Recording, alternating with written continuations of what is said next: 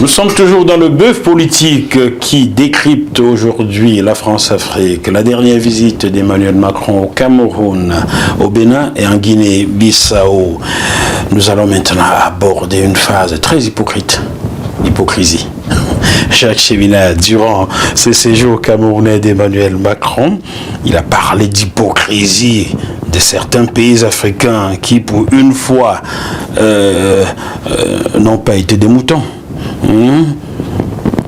N'ont pas voté comme on aurait voulu les faire voter. Ils n'ont pas voté les sanctions. Ils n'ont pas voté les sanctions contre la Russie. Mais Jacques Cheminade, pourquoi les guerres occidentales doivent tout le temps concerner les Africains? Pourquoi? Pourquoi les guerres occidentales doivent concerner les Africains tout le temps? Pourquoi? Parce que ces guerres occidentales, et c'est, je dirais, les guerres d'une oligarchie financière occidentale. On a parlé tout à l'heure de la France. Ce n'est pas la France pour moi. C'est à la fois un lobby colonial et tous les intérêts d'une oligarchie française qui a toujours été mondialiste avant les intérêts de la France, qui a toujours penché du côté du plus fort. Donc, si on regarde le système de capitation coloniale, on imposait à partir, on allait vers les chefs de village, on leur imposait à partir du nombre d'habitants, puis on imposait dans certains pays comme le Niger avec les troupeaux, etc., etc. On pompait la substance de l'Afrique. Et on l'a pompée pourquoi? Pour que le contribuable français n'ait pas à payer, le français moyen n'ait pas à payer pour la colonisation, et qu'en même temps, des trafiquants s'enrichissent, mais alors au-delà de tout ce qu'on peut imaginer.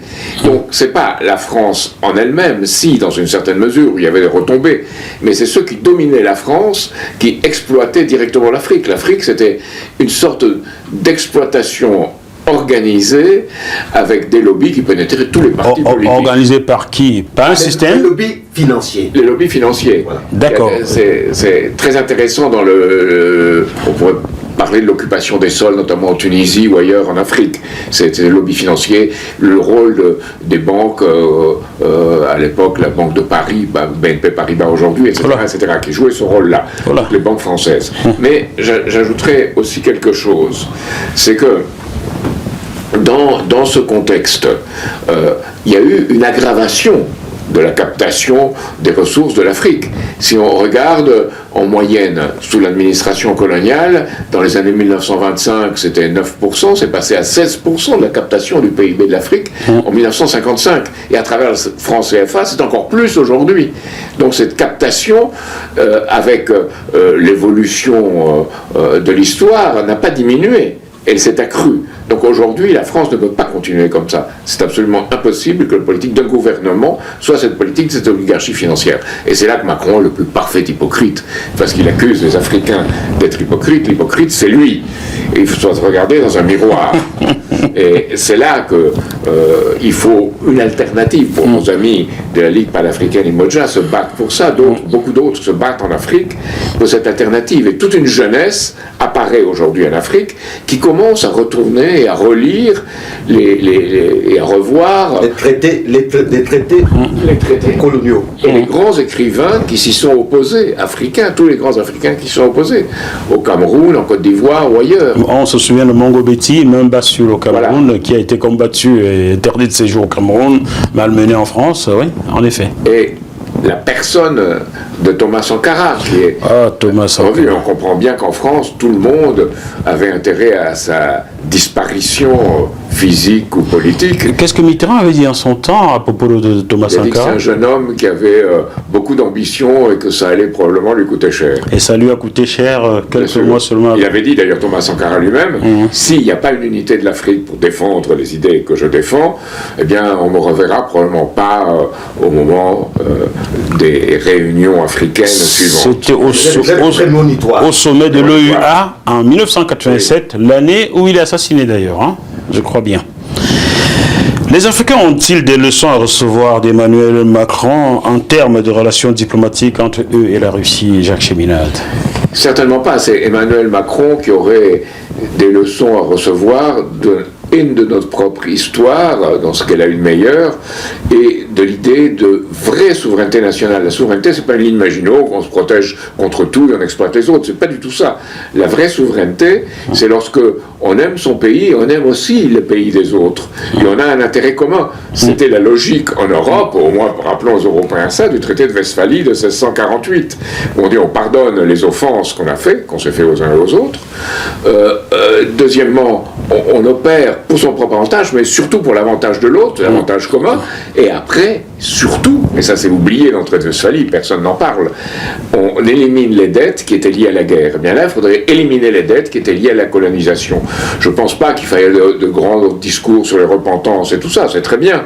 C'est très bien qu'on dise ce qu'on a fait au Cameroun, c'était des actes de barbarie, c'est vrai. Mais il serait beaucoup plus important qu'aujourd'hui, on dise, stop, on a une politique différente à mener, stop cette politique-là, et on mène une politique qui soit une vraie politique dans laquelle on élimine une partie des dettes indues, qui ont été des dettes qui ne sont pas liées au développement des pays africains, mais qui sont liées à une politique de captation de leurs ressources par les pays ex-coloniaux devenus néocoloniaux. Vous me pardonnerez, Michel Lobé. Et avant de me poser une question, j'ajouterais, dans le sens qu'il a entrepris, que Thomas Sankara, c'était justement un de ses leitmotifs. Il disait, la dette, il faut l'annuler. Il faut l'annuler, elle n'existe pas. Il la reconnaissait pas. Vous prenez, vous captez les richesses des pays et vous leur dites après qu'ils sont endettés. Vous avez acheté à combien? Qui a fixé les prix de ces ressources que vous avez payées? Qui a fixé les prix? C'est un peu l'histoire du café du Cameroun qui est cultivé par vous et moi, mais ce sont les autres qui fixent le prix. Buvons un coup, ça au moins ça nous appartient. Ou le cacao en Côte d'Ivoire. Je m'attarde sur le café car je ne connais pas beaucoup de Français ou beaucoup d'Occidentaux qui n'en consomment pas tous les jours. Donc buvons au moins le café. Le chocolat. Le chocolat aussi. Donc, avant de nous parler de... Bon, ils vont me dire, mais non, Jacques Moffo anti-français. Non, je suis français et je suis franco-bamileke comme j'avais l'habitude de le dire. Donc, mais souvent quelquefois un peu juste, n'est-ce pas? Bamileke, c'est ceux qui ont souffert le plus de la colonisation. En effet, j'ai un petit chapitre là-dessus parce que mes parents ont été tués au napalm par l'armée française dans cette affaire-là. Donc on va y arriver.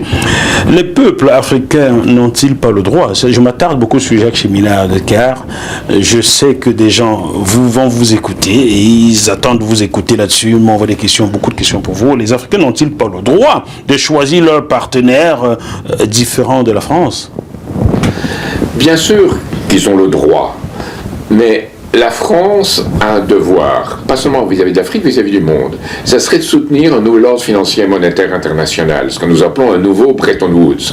Le Bretton Woods d'origine, celui de Roosevelt, c'était un Bretton Woods auquel devaient participer, y compris la Russie de Staline, y compris la Chine de l'époque. Et après, Truman a été élu vice-président, malheureusement, et par White, qui était partisan de ce développement des peuples du Sud.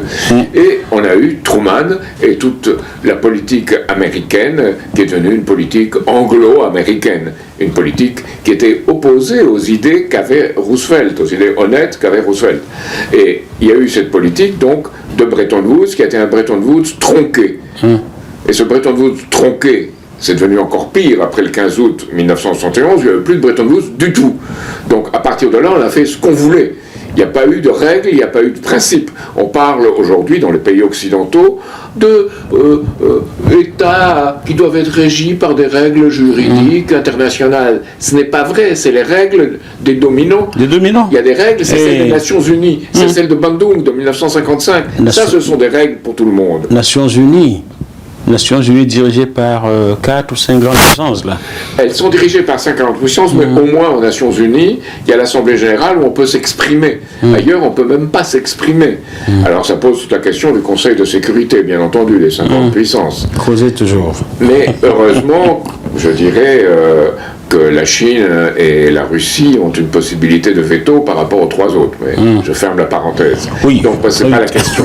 La question, c'est d'arriver à un système où, d'abord, on ne laisse pas les banques qui investissent sur les marchés financiers spéculer. On arrête l'économie de bulles spéculatives dans tous les pays. Ensuite, on arrête de faire des paris financiers sur les produits dérivés ou autres, où on parie sur des choses dont on a même perdu le sens, parce que le produit dérivé, qui est l'assurance qu'on avait pris, elle circule partout, on achète, on revend, et on exploite. Et le troisièmement, c'est faire une politique de développement pour tous les blocs du Sud, dans l'intérêt de la stabilité, de la sécurité et aussi du développement. Et on parle aussi, et ça j'y tiens beaucoup, je tiens beaucoup à cœur. On parle d'une Afrique prospère, forte, libre, oui, mais il faut ajouter belle. Et c'est très intéressant que Xi Jinping, pour la Chine, ait ajouté ce mot belle pour son projet 2049. Alors, on peut penser ce qu'on veut de la Chine, la route de la soie. mais il a ce projet à travers la route de la soie et à travers les politiques de développement de la Chine. Et donc, pour l'Afrique, ça veut dire redonner les moyens de développement. Les Africains doivent dire ce qu'ils veulent, c'est à eux de savoir, mais c'est aux autres pays de leur donner les moyens lorsqu'ils disent on veut les moyens de notre développement, et leur donner. Surtout lorsque ce sont leurs ressources, leurs ressources, oui, grosso modo, qui ont permis aux autres de se développer. Alors, je dirais pour ça aussi, ce que disait Cheikh Anta Diop, qui je trouve très intéressant, l'Afrique a le droit, et dans l'agriculture, il faudrait penser à quel type de culture on fait, quel type d'exploitation, peut-être des expériences comme René Dumont en avait sur la permaculture, mais aussi, en même temps, un développement de culture importante. L'une n'est pas contradictoire avec l'autre. Et surtout, je dirais surtout, ce que disait Cheikh Anta Diop, on a droit aux technologies les plus avancées, y compris le nucléaire, disait Cheikh Anta Diop. Ça va, le nucléaire pour la France. Ça va. Non, ils ont le droit, peut-être.